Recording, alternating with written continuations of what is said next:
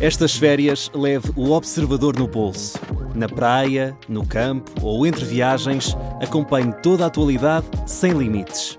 Assine com 40€ de desconto e habilite-se a ganhar uma estadia de 2 noites num dos hotéis boutique da Small Portuguese Hotels. Este verão, desligue da rotina, não da informação. Assine em observador.pt. 2 horas.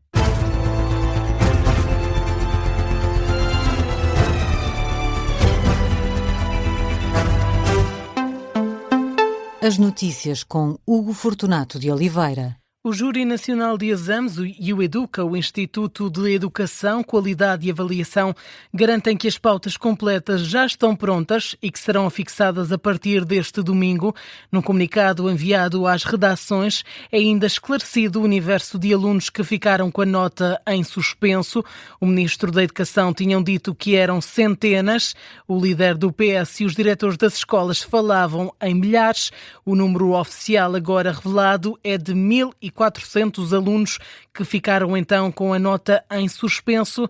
Nesta mesma nota, o Júri Nacional de Exames e o EDUCA justificam ainda o porquê de as pautas terem começado a ser afixadas na noite de sexta-feira, quando ainda faltavam notas.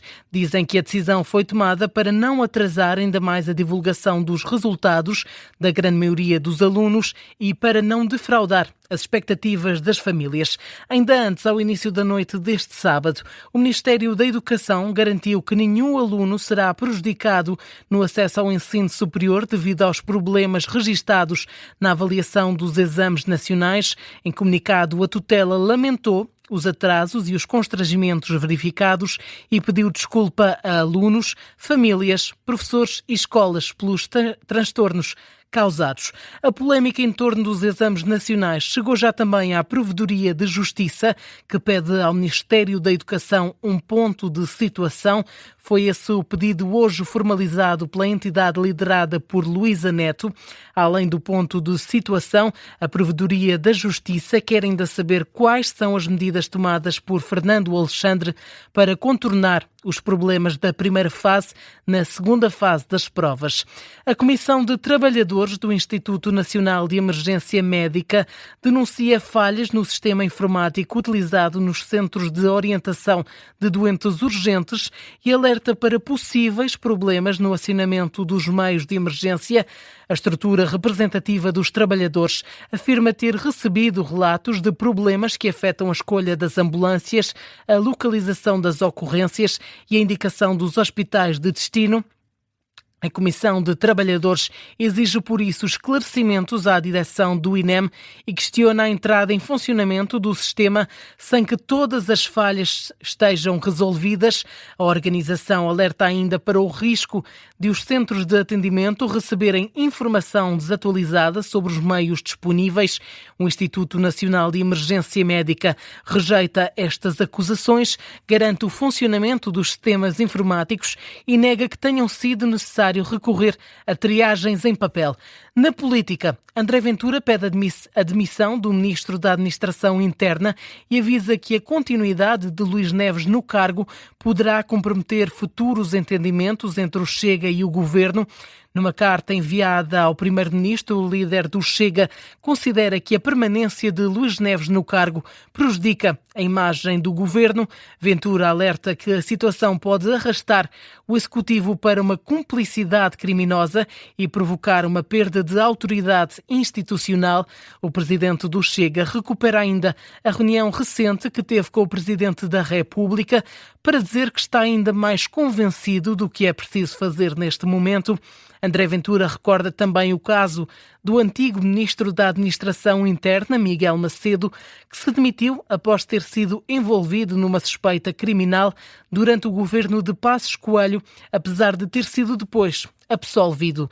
Passamos agora à atualidade internacional. Os Estados Unidos deram início a uma nova noite de ataques aéreos contra o Irão, em resposta à morte de 2 militares norte-americanos num ataque com mísseis balísticos e drones na Jordânia. Segundo o Comando Central dos Estados Unidos, Unidos. A operação pretende atingir posições da Guarda Revolucionária Iraniana e reduzir a capacidade de Teherão de ameaçar o tráfego marítimo no Estreito de Hormuz. Além dos 2 militares norte-americanos mortos na Jordânia, há ainda um que continua desaparecido. Outros 4 soldados ficaram feridos. Com estas baixas, sobe para pelo menos 16 o número de militares norte-americanos mortos desde o início do conflito. Antes desta nova vaga de ataques dos Estados Unidos, o Irão deixava um aviso aos Emirados Árabes Unidos.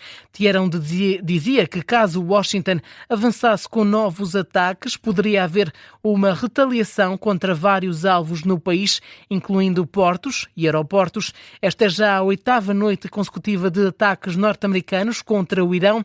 Teherão já ameaçou intensificar o conflito. Na Venezuela, continua a subir o número de mortos na sequência dos 2 sismos registados a 24 de junho. São já mais de 5.000. O país tem pela frente um enorme desafio de reconstrução.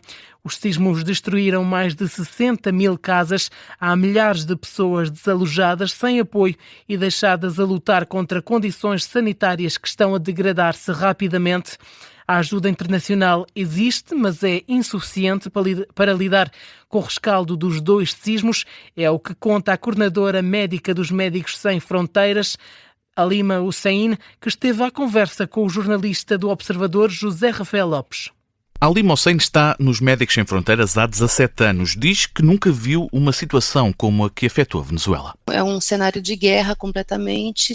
Desde a entrada do estado de La Guaira, já vemos pessoas em tendas, em carpas pequenas, mas é muito desolador ver o que se encontra nas ruas. Ainda há muitas pessoas que estão procurando por seus entes embaixo dos escombros. O relato chega numa altura em que continuam a ser retirados corpos dos escombros nas zonas mais afetadas. Pelos mortos não há muito a fazer. Os vivos têm uma árdua batalha pela frente. As pessoas têm medo, as pessoas estão vigilantes, estão em alerta. Não todo mundo consegue dormir, nem todo mundo consegue trabalhar direito. Todos sofreram muito, todos foram afetados de alguma maneira. E há mesmo quem apenas procure um pouco de paz. Nesse momento já não se encontraria mais pessoas com vida, então eles estão procurando mais retirar os corpos, retirada de corpos, para que as pessoas possam encerrar um ciclo e poder fazer o luto delas, né? A degradação dos corpos das vítimas aumenta o risco sanitário. Há relatos já de problemas entre a população. O risco de epidemias cresce e é difícil ser contrariado com os meios disponíveis na Venezuela. Como eles não têm água, eles não têm onde utilizar banhos, essas coisas, então estão muito mais afetados e o risco é muito maior. Pode haver enfermidades como dengue, zika. O horizonte é de reconstrução, mas ainda está longe, sobretudo devido às mais de 60.000 casas que foram destruídas. Muitos dormem ao relento. Há muitos prédios que foram interditados, não por falta de estrutura, né, e de base, que não sabemos se vão ser demolidos ou se vão cair. Então, muitas pessoas ainda estão nesses campos, nesses abrigos, a céu aberto. Ainda assim, a esperança mantém-se. A população venezuelana mostrou um nível de solidariedade muito, muito grande nessas últimas 3 semanas.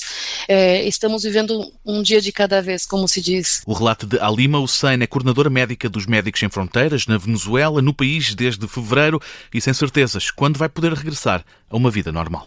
O jornalista José Rafael Lopes, com o retrato da vida na Venezuela, nas zonas afetadas pelos sismos. No Mundial está entregue o primeiro lugar do pódio, o terceiro. A seleção inglesa derrotou a França por 6-4 e leva assim para casa a medalha de bronze. Foram 10 golos no jogo que decidiu o terceiro e quarto classificados. Foi a primeira vez na história que a Inglaterra terminou um campeonato do mundo no terceiro lugar. Ainda assim, a melhor campanha dos ingleses continua a ser a conquista do título mundial em 1966. Este domingo acontece o derradeiro Espanha-Argentina, que vai decidir a seleção vencedora deste Mundial. O relato é para acompanhar aqui na Rádio Observador a partir das 8 da noite deste domingo. Ponto final neste jornal das 2 da manhã. O essencial da informação é atualizado às 2h30.